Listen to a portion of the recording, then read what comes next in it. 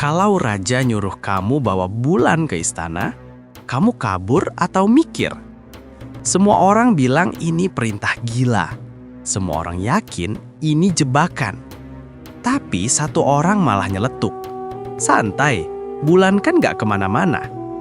Namanya Abu Nawas.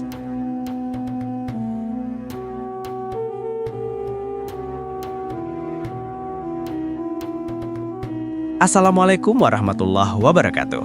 Halo sahabat kisah, selamat datang di Kisah Channel, tempat berkumpulnya cerita-cerita penuh hikmah, kecerdikan, dan humor yang bikin senyum sambil mikir. Sebelum kita mulai, kami berdoa semoga kalian semua yang sedang menonton video ini selalu diberi kesehatan, dilapangkan rizki, dan dijauhkan dari segala kesulitan hidup oleh Allah. Amin, ya Rabbal Alamin. Sekarang, siapkan cemilan, pasang headset, karena kisah Abu Nawas kali ini panjang, absurd, tapi dalam maknanya.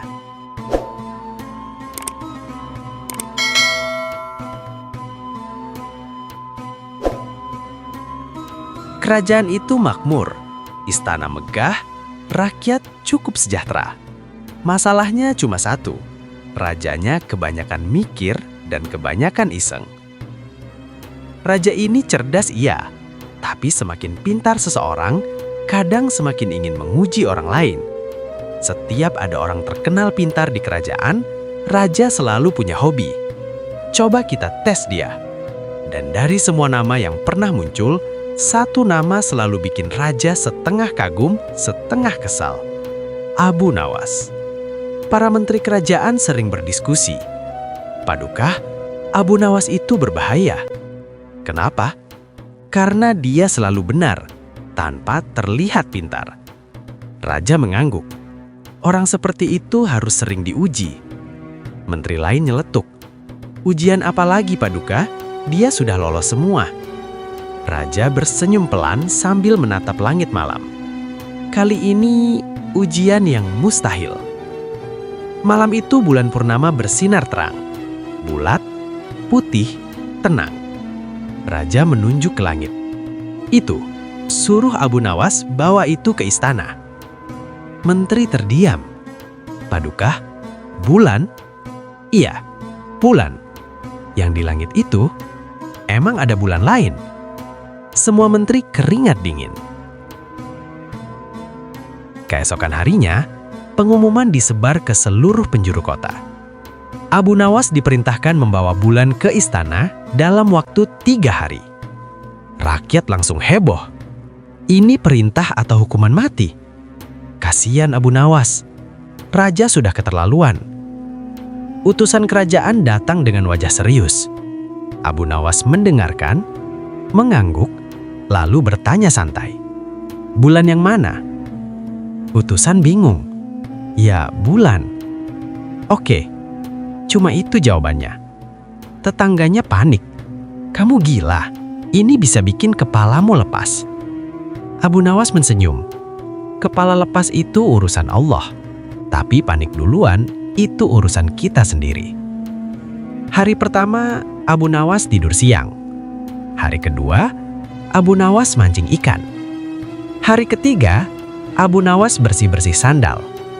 Orang-orang geleng-geleng. Dia sudah pasrah. Padahal di kepalanya, Abu Nawas sedang tertawa. Manusia sering kalah bukan karena masalahnya berat, tapi karena dia menganggapnya berat. Istana penuh sesak. Rakyat datang ingin lihat eksekusi atau keajaiban. Abu Nawas datang tanpa membawa apa-apa. Menteri langsung nyinyir. Mana bulanmu? Abu Nawas membungkuk sopan. Sabar, bulan itu tidak suka terburu-buru. Abu Nawas meminta raja berjalan ke taman istana. Di sana ada kolam besar, airnya tenang. Di permukaannya, terpantul bulan purnama dengan sempurna. Abu Nawas berkata, Paduka meminta bulan ada di istana. Sekarang, bulan itu sudah ada di sini. Raja terdiam lama. Menteri-menteri kehabisan kata. Akhirnya raja tertawa keras. Aku kalah. Abu Nawas belum selesai. Paduka, sebenarnya membawa bulan itu mudah. Yang sulit adalah membawa kejujuran ke dalam hati yang merasa berkuasa. Istana sunyi total. Raja memberi emas, kain, dan jabatan.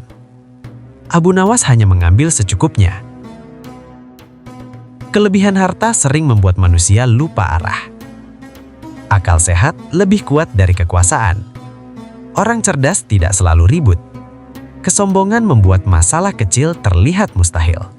Kerendahan hati membuat hal mustahil terlihat sederhana. Sahabat Kisah Channel, itulah kisah panjang Abu Nawas dan tantangan membawa bulan ke istana. Jika cerita ini membuat kalian senyum, mikir, atau merasa kena banget, jangan lupa subscribe Kisah Channel. Karena di sini, kisah lama kita hidupkan kembali dengan cara yang lebih dekat dengan zaman. Wassalamualaikum warahmatullahi wabarakatuh.